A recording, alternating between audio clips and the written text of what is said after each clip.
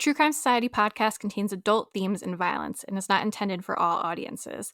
Listener discretion is advised. And if you'd like to skip the intro or move to any specific part of the podcast, please refer to the timestamps listed in the episode description. Thank you.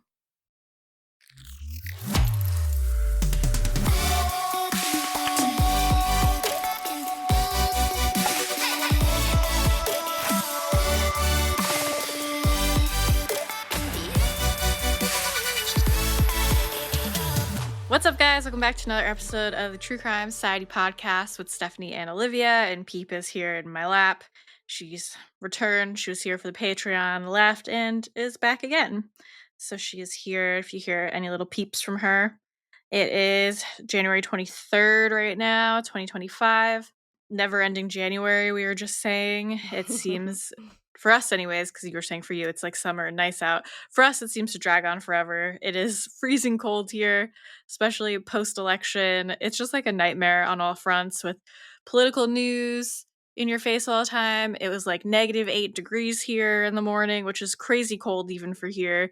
It's snowing in Florida. It's snowing in like where my parents live in North Carolina. It seems like the world is in shambles right now. I guess even like everything's wrong with the fires as well. Yeah, the other coast is on fire. Yeah, we have had some kind of unusual, I guess, rain and wind for summer. Like we do get storms, like kind of tropical thunderstorms here, but we've had some just crazy rain. And my friend's skylight got lifted out of her bathroom the other day, like fully lifted out, and the rain was pouring in. So she had to get the emergency services there, like in the middle of the night. 8 men showed up and they what nightmare. tarped up her bathroom. I know, but just crazy. When you were talking about the weather, it reminded me of that.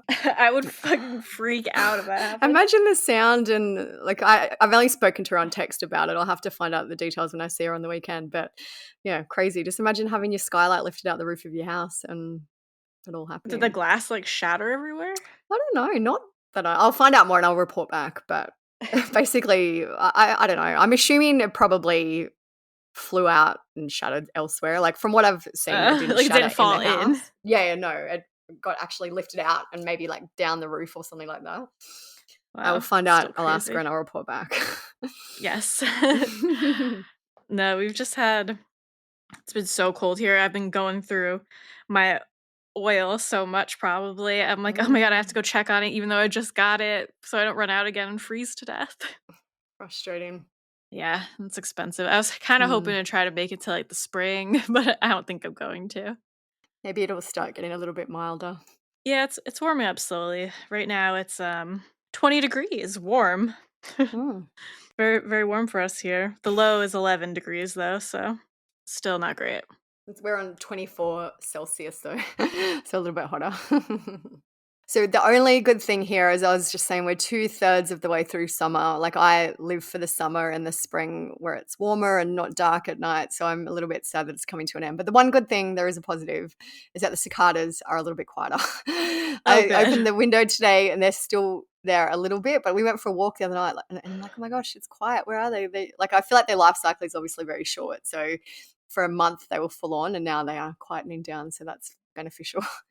I still feel like they lasted a while because when we first talked about it, you said they don't live very long. No. And they still lingered around. Like I even shut the window here today because like, you can still hear them, just a lot less. So I feel like they're on their last little bit of life maybe. Their last hurrah. So there is one case I just wanted to mention that I've been following because I don't know, I feel like some of you guys might be interested in Googling or finding it's definitely not a well-known case, but I was just reading the news the other day and I came across this case of a woman in Texas and she was found dead in a car with her 5-year-old son. So I'm like, oh, okay, this sounds probably like a murder-suicide. Like we've covered similar cases in the past. But when I had a look more into it, it turns out that her partner had died by suicide in September last year. She was pregnant with his baby. She gave birth to this baby in October. And apparently the baby was also in the car with her and the older son. So there's so much discussion online about this, about what actually happened. Was it an accident? Wait, so the baby's missing? Well, no, the baby isn't missing. From all posts that the family have made, the baby is deceased. Mm. But the baby is not on the medical examiner website, whereas the older son and the mother are. The baby wasn't mentioned in the article that I read about the two people being found in the car. So I'm like, well, maybe the baby died in a separate incident. That's why they're not mentioned anywhere. But apparently, from what I've been hearing, is the baby was in the car, but they are now having trouble identifying the baby because the father and the mother are both deceased. The baby wouldn't have had any dental records or anything like that. So there's been a hold up, like a kind of a red tape hold up Mm. in identifying the baby. But I just thought, what a tragedy. Like, obviously, this woman, if it was a murder suicide, we don't know if it was yet. It sounds like it will end up being that. I guess it could have been an accident. It sounds like either way, their causes of death were carbon monoxide related. So either it was an accident where they were all in the car and passed away in a garage, or she did it on purpose. But her name is Kelsey Gregory. We might even do an episode about it, but it's just one of those cases where so much tragedy, and you just wonder how this can actually happen to one family. Like the father died, her and the two children have died. It's just one of those things that is mind blowing that it happens. We've mentioned, a lot of people are distraught at the moment about the state of the world in general. Plus, this lady going through all this other trauma with her partner, probably some type of postnatal depression. A very sad case that I've been following and waiting for some updates on. So he killed himself a Yeah. while ago. Yeah. Now it seems like she probably murder-suicided herself and the kids. Yeah, and the baby was born in October, so November's like 3 or 4 months old, 3 months old. Probably very overwhelming with the little baby all absolutely. alone. So, Sad. I think sometimes you just look at a case. I guess it's a good reminder. Like I can't remember her name, but we did a case recently of the murder suicide where the mother took the son, and then she put bullet holes in the wedding dress and the wedding photos and things like that, and then she went and killed herself and the son. So obviously, it's a horrible, horrible thing to do, but there is sometimes a backstory of what leads people to this. I'm absolutely not saying it's acceptable or excusing it, but the stories of some people in terms of how their lives turn out is horribly tragic. Yeah, obviously it's not right in either situation, but some seem more like rageful, spiteful, like vengeful, just trying to take the kids away. trying to Whereas get this one back was at just the kind of husband like or whatever. sad and at her wit's Desperation. end, probably. Yeah. Well, now what? I was just like, well, that's a good cheery way to start. Sad story. Okay, I'll just go. I'll figure it out. So today we are going to be talking about, of course, my computer's went to sleep. Today we're going to be talking about some more child deaths, but more so about the fact that there was two siblings who died within a year of each other under the care of their grandmother.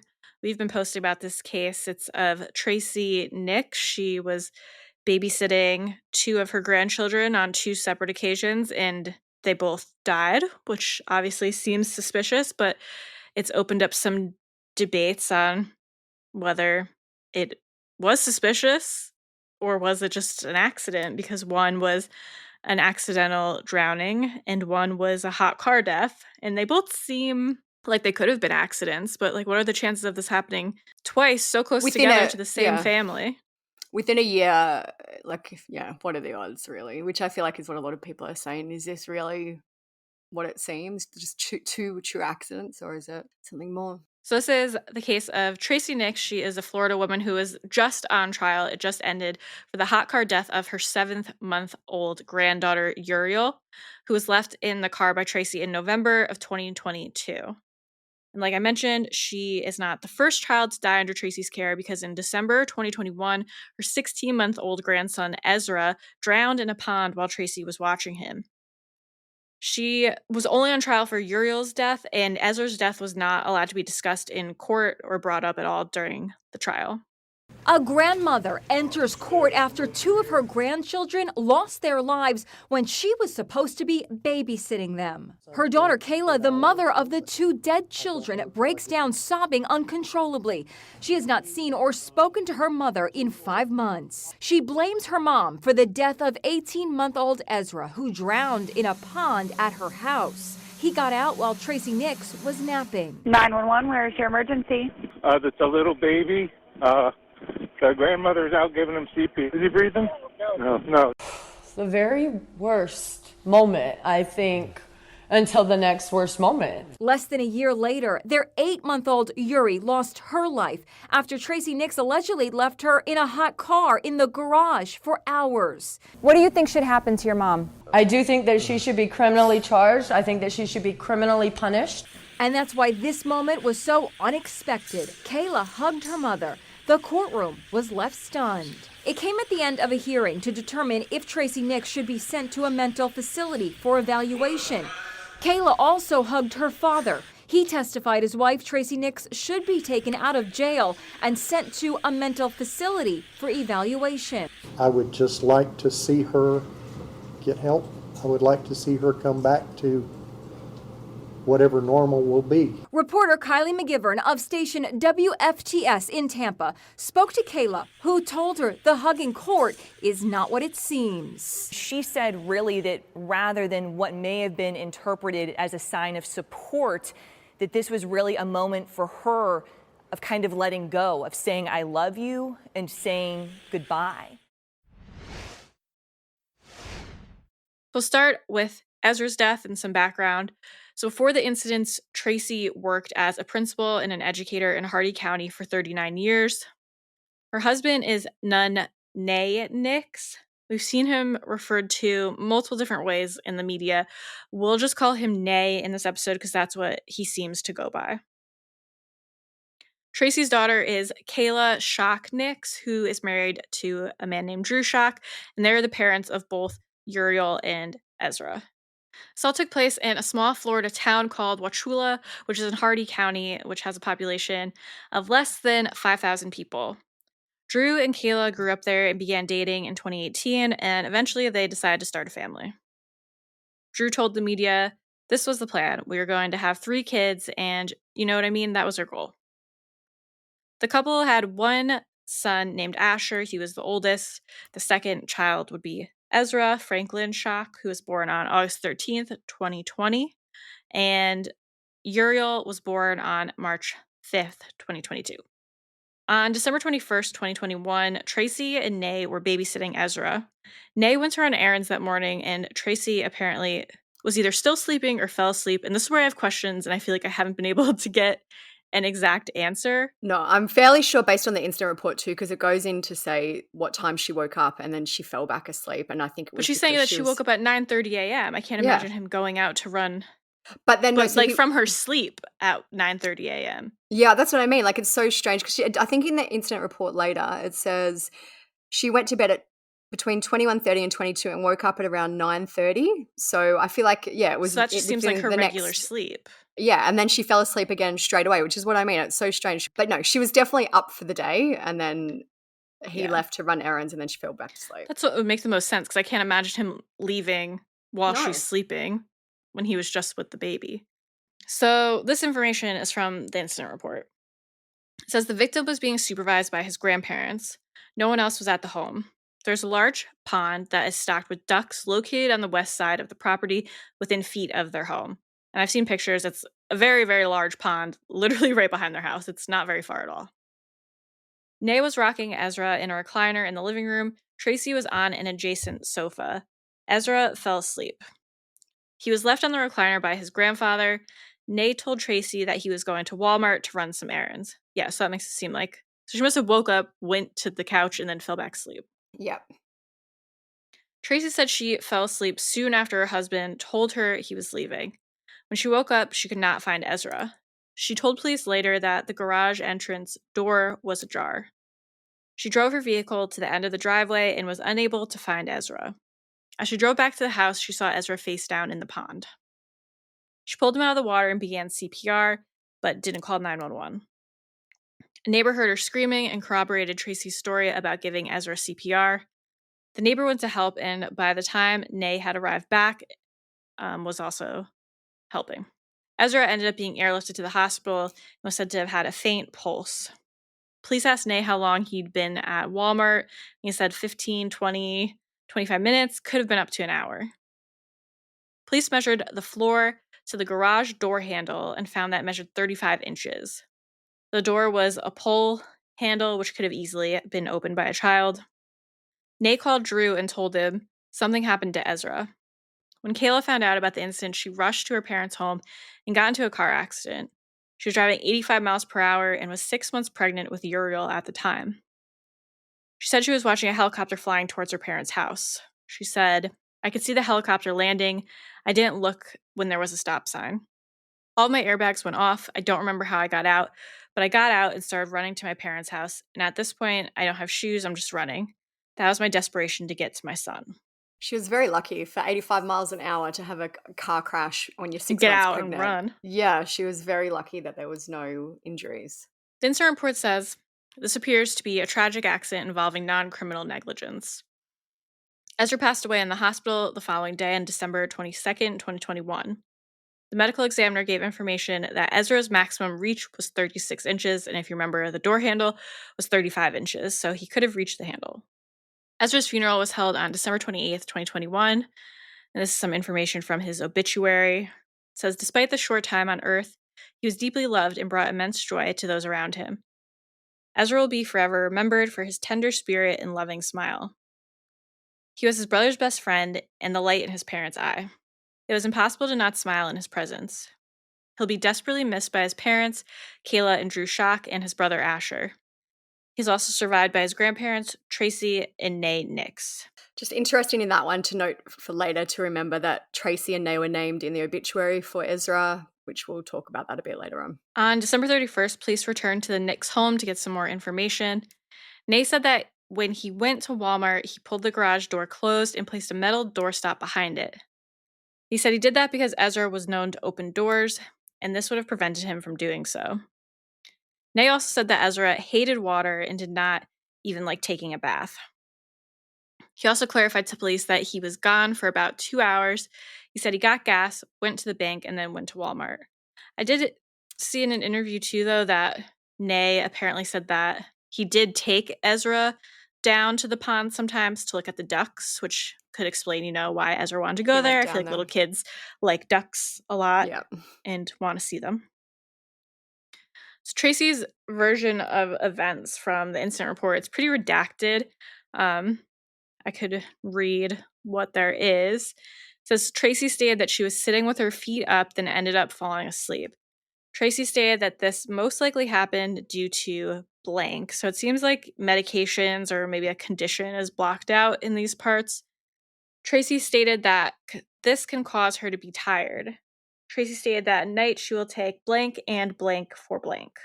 Tracy stated that she has been taking this regimen for about 15 years, and when she wakes up, she is refreshed and wide awake, and she's not sure what made her fall asleep this morning. This is coming from the person who wrote the report. Yeah.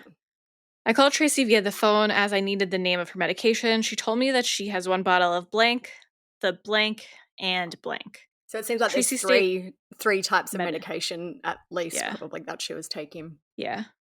Tracy said that she most likely went to bed at 9:30 to 10 o'clock and woke up around 9:30 to 10 a.m. And then it says facts. Tracy was the primary caregiver/supervisor at the time of the incident. Tracy fell asleep while watching Ezra. This could have been from the blank, blank, blank, or side effect of blank.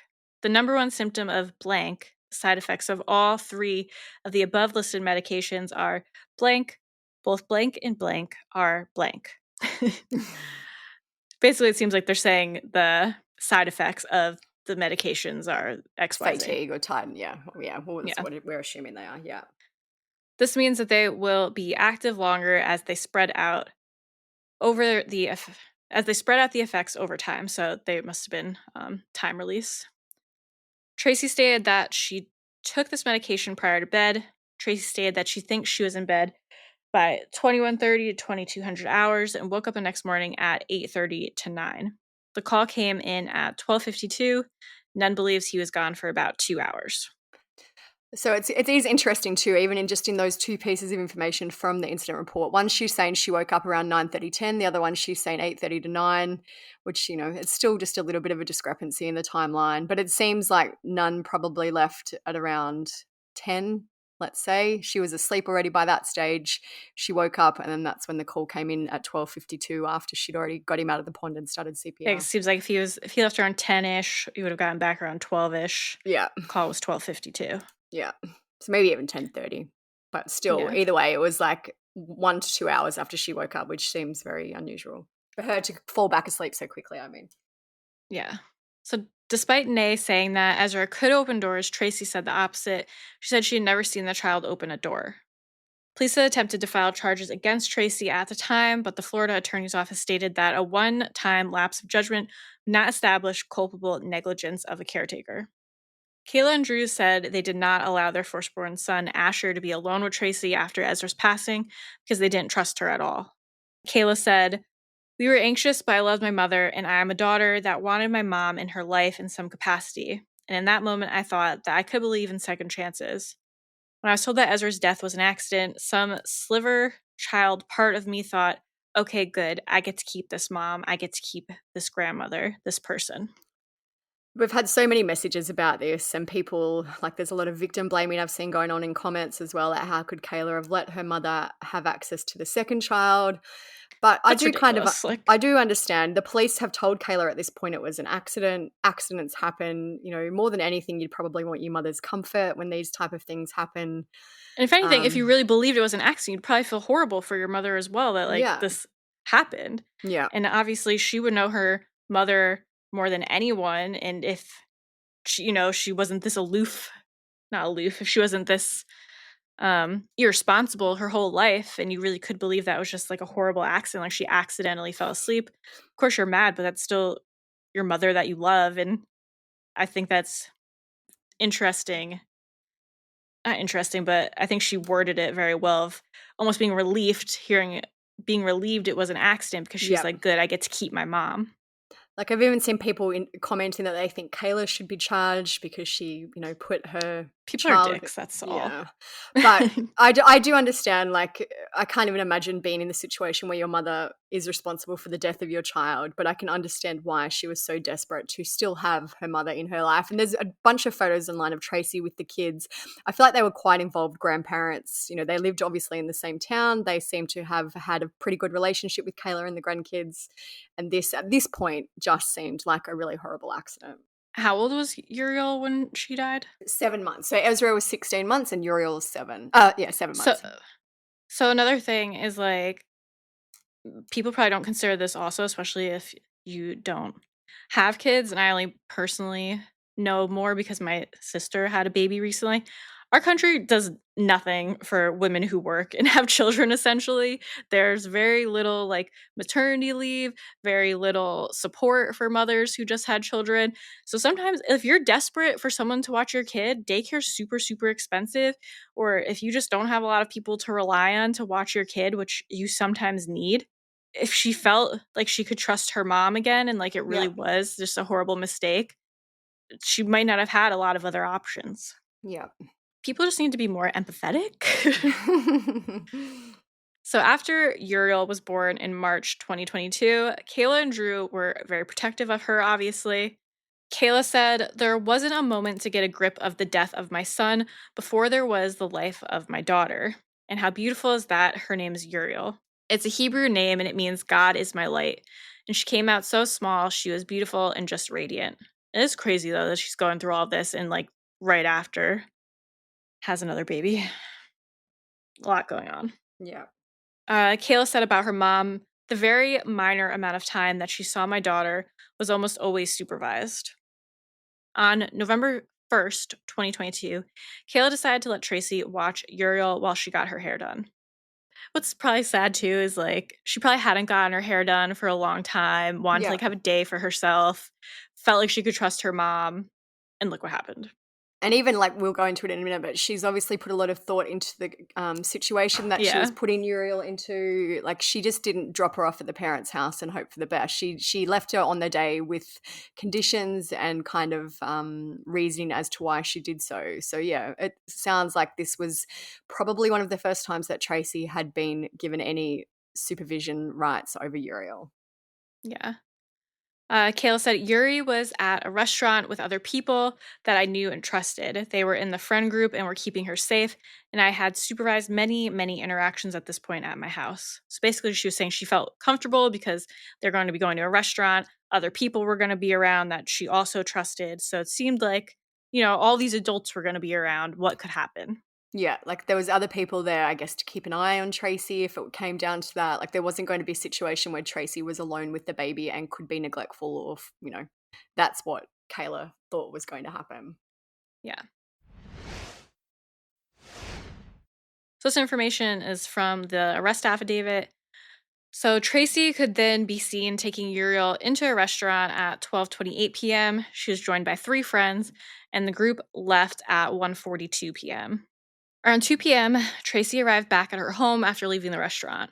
She got out of her vehicle and went inside, leaving Uriel in the Lexus RX with the windows rolled up. The temperature that day reached a high of 90 degrees Fahrenheit or 32 degrees Celsius. It's very hot. She said she just forgot about Uriel until hours later. She was practicing the piano when all of a sudden she remembered the child in the car. Nay ran out to the vehicle and began performing CPR on Uriel, but was unsuccessful. A 911 call was made around 5 p.m., advising that the child had been left in a vehicle and was no longer breathing. Authorities raced to the scene, but Uriel was pronounced dead by fire rescue personnel at 5:01 p.m. A Hardee County sheriff's officer went to Kayla to inform her of the news. He said, "Your baby is dead." And I said, "I'm sorry, what? I know Ezra's dead. Why are you here? Like, what is this?" And he said, "No, Kayla, your baby is dead." On November 2nd, 2022, the medical examiner confirmed that Uriel's cause of death was hyperthermia. So again, hyperthermia, we've explained before, is heat. Heat. Hypothermia is cold. Yeah. This was the result of her being left in the car with the windows rolled up and the engine turned off. Uriel was said to have had no acute injuries, no infections, and no signs of suffocation. The medical examiner estimated that the baby died shortly after being left in the car, as there was undigested food in her stomach.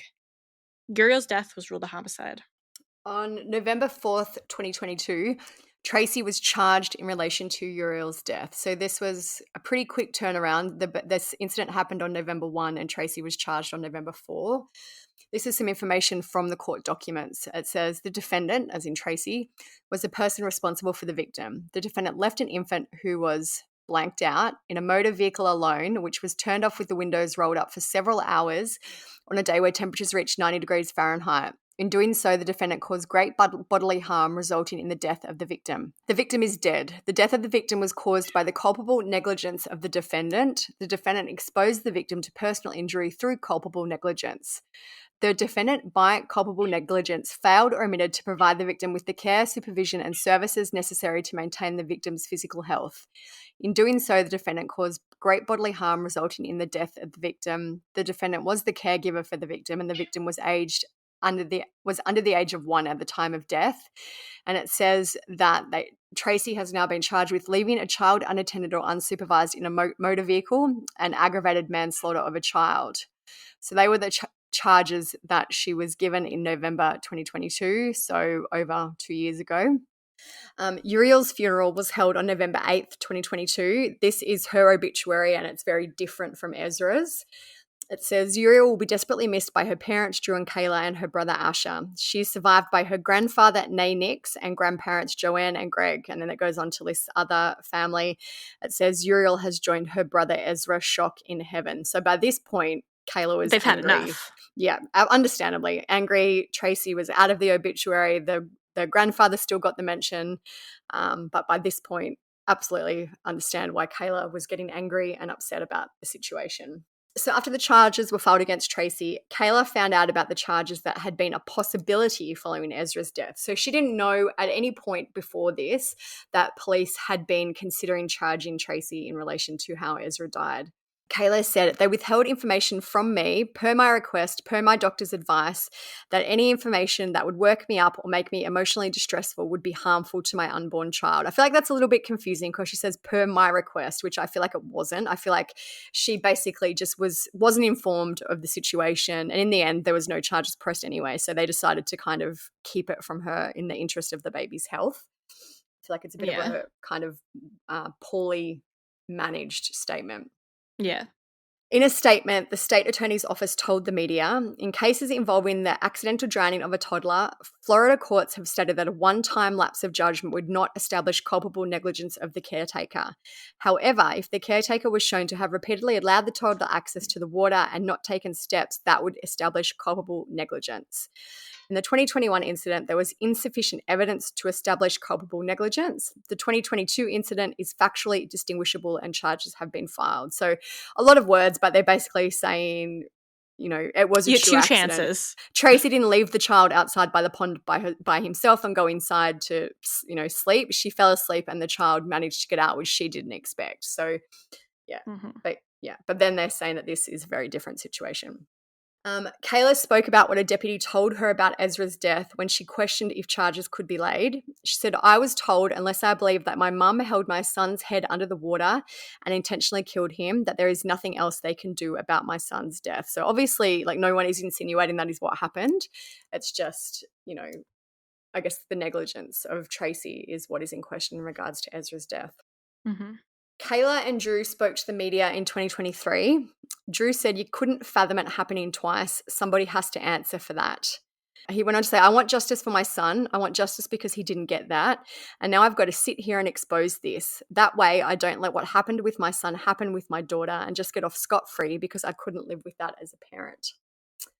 Kayla has been very outspoken on her thoughts in regards to her mother and what, justice in the case. She said, "If I'm objective, she needs to go to prison. As her daughter, it kills me to say it, but as their mother, I demand it." Drew and Kayla said that they wanted their children to know that they are sorry and that their lives were taken by someone that we believed was worthy of trust. To know that ultimately the person that brought me into the world is the person that destroyed his world, my son. That's just unbearable. Attorneys for Tracey Nix say she is devastated by the loss of her grandchildren. You always hear people getting struck by lightning twice, people win the lottery even twice. I mean, here you have the lottery of tragedy and, it's hit twice. I mean, it's one of the most unfortunate things I've ever heard of. And our heart absolutely, goes out to that family. So Tracey's trial for her role in Uriel's death just happened. She could have been sentenced to between 12 to 30 years in prison if she was found guilty of the manslaughter charge.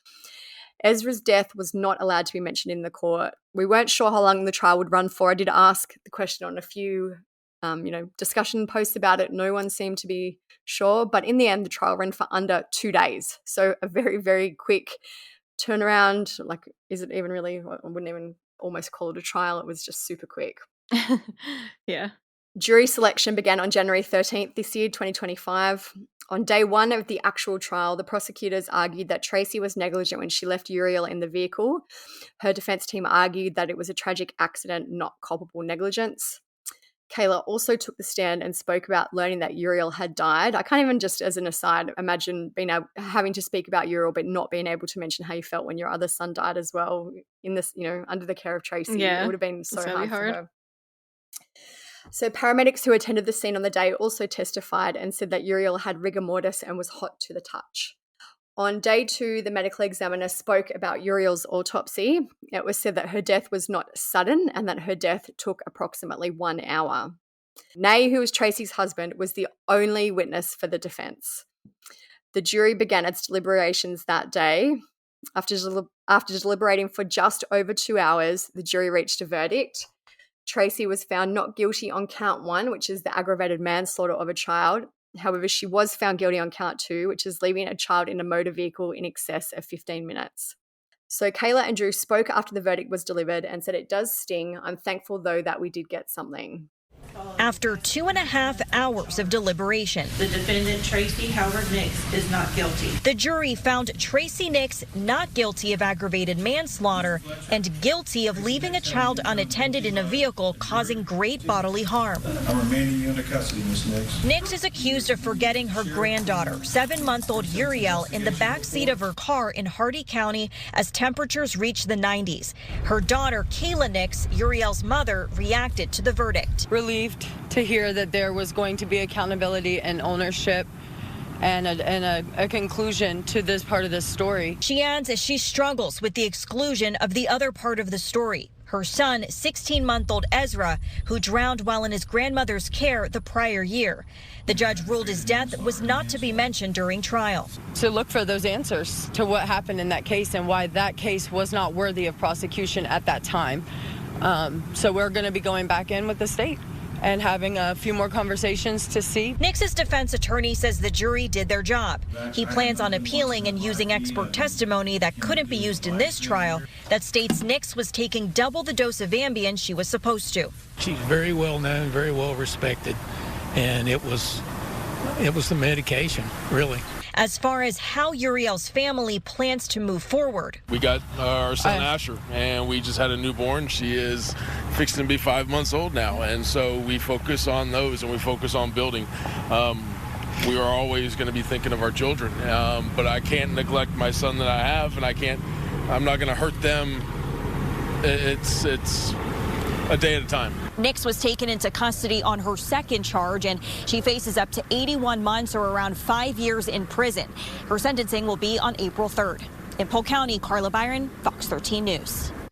Kayla said one of the things that we have struggled with through this whole case has been the exclusion of my other story, which is my son who drowned in her care. I was relieved to hear there was going to be accountability and a conclusion to this part of the story. Kayla went on to say the destruction that has come from this process is pretty unfathomable as well. My kids are dead, but I've lost a lot more than that. So Tracey is due to be sentenced in April. The sentence that she will get is going to be a lot less than if she was convicted for the manslaughter charge. There are varying reports of how long of a sentence she will face. Court TV says she may face up to 60 days, but I believe it may be longer. WFLA says she may be sentenced to up to 5 years, and other reports say up to 8 years. So either way, she is going to get a much lesser sentence than if she was convicted of manslaughter. 60 days is not enough. I don't know. Anyway, we'll have to keep you updated. I can't find a straight answer anywhere. Court TV, I think, wrote the 60 days in error, but they still have it on their website. So anyway, we'll wait and see when she's sentenced in April. So we did make a comment box on Instagram. We've made a post about this, and a lot of people feel absolutely the same, that Ezra's death should have been allowed to be mentioned at the trial. I feel like that is the main discussion point in this case. You know, how could a jury make a decision after not knowing the background of the story, it is wild to me that it wasn't allowed. I understand it's a separate incident and no charges were filed, but surely it's got some mitigating factors that would have played in this case and how, you know, the verdict that the jury may have handed down. Yeah, I don't know. It's hard to say. I truly believe that they were both accidents. Yeah. I don't think it was on purpose. Like some people think that this was on purpose. I do think they were accidents where I do think she should be held accountable to some extent for negligence, especially that it happened twice. Like you think the second time you'd be extra, extra careful. But we have talked about hot car deaths. Obviously, she wasn't always driving the baby around, so it's not crazy to think that she maybe could have forgotten that the baby was in the back of the car. Because she probably just, used to park in the car, getting out, going inside. She was older. Who's to say she doesn't have, I'm surprised that this didn't get talked about at the trial either. But I guess maybe if it was a bigger trial where it was both, they would have looked into maybe does she have, early stage dementia or some type of health problems. I don't think that she should have been treated as if she murdered these kids with intent, but she was still wrong. It's always interesting to me how hot car deaths are treated so differently each time they happen. Like there was a case, and his name escapes me, but it was a man and he left the kid in the car to go and play video games. Was and I believe the original one. No, well, because remember that one that we did there. Yeah, I know which one you mean. Yeah, so there was a case recently where the guy left the kid in the car to go and play video games, and I think he left the air conditioning on, but then the air conditioning cut out. Yeah, it shut off. That's what it was. Yeah. So anyway, but it was still 2 hours. Yeah, he's been charged with murder, and in this case, Tracey went inside to play the piano. Is that really so different? I don't know. I guess that man left the child in the car knowingly, and Tracey apparently did it unknowingly. But I'm sure it's also a bias, which there isn't supposed to be of this poor grandma versus this just poor sweet old grandma, a guy who's got a history of teaching children and caring for children. I personally think if Ezra's death was allowed to be discussed at the trial, it may have been a different outcome. I would be pissed if I was Kayla and they didn't allow me to discuss it at the trial. Totally. I totally understand the reasoning for it, but still on a human side, I just think surely it should have been disclosed. Yeah, and I totally get why Kayla's, like, out for blood and wants her thrown in prison, like, I would too, obviously. But as a person, an outsider who's not emotionally invested in the case, I don't think it's like she should be in jail for 50 years, because Yeah. I personally do think that they were probably accidents, but it's like, come on. You should have been paying closer attention. You should have been extra careful. Like, this is the first time they were trusting you again to watch the baby. But I don't know, maybe there's just something going on with Tracey where she just mentally wasn't competent to be doing this. Yeah. I have seen that after the verdict was reached, there was some kind of commotion in the courtroom and people would message and say, did Kayla get arrested? Because apparently she got up and walked out. But what happened was someone who I believe was like on Tracey's side in her, in favor of her defense, clapped when the sentence was read out. And Kayla basically just said, I've had enough. Yeah, I'd fucking lose my mind if I was Yeah. Kayla. But yeah, all the comments on our Instagram and social media posts do indicate that people believe that Ezra's death should have been disclosed. As I mentioned, there's been a whole bunch of comments about Kayla's part in the situation, which is another discussion in itself. I wonder on the day of that this happened, like, did Kayla tell Nunn or, Nay that did Kayla tell Nay, her father, that the baby was coming home with Tracey? Yeah. Like, watch out for the baby. I don't know, maybe, and like, because he obviously didn't realize it either, because he said he ran out and got the baby out of the car after she'd been playing the piano for hours. He clearly didn't know that the baby was meant to be in the car. Yeah, I'd be curious to hear more from him, like if he ever talked about it, just what he thinks. I mean, he could probably speak on Tracey's character the most, and he was there.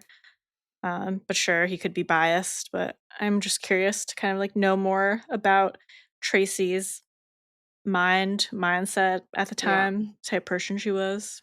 I feel like it's a case that has kind of captivated the media and people online, because she does look like this sweet, innocent grandma, not the type of person who you think would be involved in the deaths of 2 of her grandchildren within a year, and then get away with it, essentially. Mm-hmm. We are going to discuss one other case today. It's absolutely horrific, so I guess this is a trigger for child abuse and child death. It happened in 2018 in Jackson, Mississippi. A woman named Carolyn Jones, and she was 48, was charged with first-degree murder after her granddaughter, Royalty Marie Floyd, who was 20 months old, passed away. Royalty had been living with Carolyn. The child's mother was Veronica Jones. She lived elsewhere. So from all accounts, it appears that Carolyn was the main caregiver. The parents were unable to care for Royalty, which we'll get into in a little bit. On Monday, October 15th of 2018, Carolyn's brother went to her home and he asked her where Royalty was, and Carolyn said that the child was in the oven. The brother then called police. Authorities have said that Carolyn stabbed the baby and put her in the oven while she was still alive.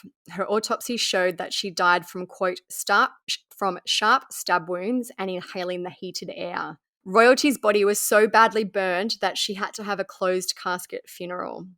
The Bolivar County Sheriff Kelvin Williams Sr. told the media, I've been doing law enforcement for 25 or 26 years now. This is one of the most horrible things I've seen in law enforcement. The hardest part is to see a child victim. The sheriff said that Carolyn was the only person home with Royalty at the time of her death. He said that was the only person who was there with the child at the time. So there was never any indication that anyone else could have been involved. It was literally just Royalty and Carolyn in the home. The sheriff said at the time that a motive for the murder was not clear. He said, we're trying to figure that out ourselves. We have no idea at this point. Again, we might get some closure once we sit down with the investigator and once they present that to a judge for official charges. So Veronica, Royalty's mother, made a GoFundMe at the time. It raised around $6,000. She said, Royalty was so beautiful and I loved her more than anything in the world. She also spoke to the media and said, all I know is that my mother stabbed my daughter and put her in the oven and cooked her. My mother was not a violent person. She loved Royalty and she treated Royalty like royalty. My mum obviously was not herself. She's spoken a lot. She made this post on Facebook. Veronica made the post. She said, I'm being told that my mother stabbed and baked her in the oven, but my mother loves my daughter. So she's kind of indicating that this was obviously not expected behavior. Like, how could you ever predict that this would happen? Yeah, it's clearly a mental health break of some sort. So the child's father is John Floyd. He spoke to the media about Carolyn. He said she was warm and friendly. You never would have thought that she would have done something like that. But at the same time, I want to say it's really hard to predict somebody and what they will or won't do until they do it. He alleged that Royalty was living with Carolyn so that Veronica could return to work. He said, we've seen on the news previously where the kids were being left behind the daycare center, found in a van, left at a park, and this was just like the month previously before she had the baby. We decided to not go with the daycare. So John was also asked about Carolyn's mental health. He said, I've heard something about a medication. I don't know what it was. I can't sit here and tell you that there was a mental problem or nothing like that. So despite Veronica and John kind of saying there was no indication that this was going to happen, some neighbours have said that there were some weird incidents that happened at the house in the weeks prior to Royalty's death. They said a few weeks before the murder, Carolyn ran out of the house screaming, and there was 2 water moccasins inside her house. Are they snakes? Is that what that is? Yeah. Yeah. So 2 water moccasins were inside her house. A neighbour killed them with a hoe and chopped off their heads, which is weird. Oh my God. Anyway, like, I don't know how they got in there. I have questions, but it seems like kind of an unusual incident. And Yeah. a week before the murder, neighbours said that Royalty's toys and belongings were put in trash cans outside of the house. So this kind of indicates to me that there was a build-up. Maybe she wasn't coping with having the baby. Maybe there was a mental health break going on, but why is she getting rid of the toys and belongings of a child who was still alive at that point? Yeah. Neighbours told the media that on the night of the murder, they smelled something burning, which is just horrible. There was a November 2018 article that said that Carolyn was in a modified cell and she would likely undergo a mental evaluation. So I do remember hearing about this case at the time. Like, it was a big deal, obviously, because of the horrific details. Big headline. But then it just seems to have been kind of dropped. I couldn't find a single update about what happened to Carolyn. There is no public information about the legal process. The only update I have found is there is a PDF document online that indicates that Carolyn was sentenced to life in prison in 2022.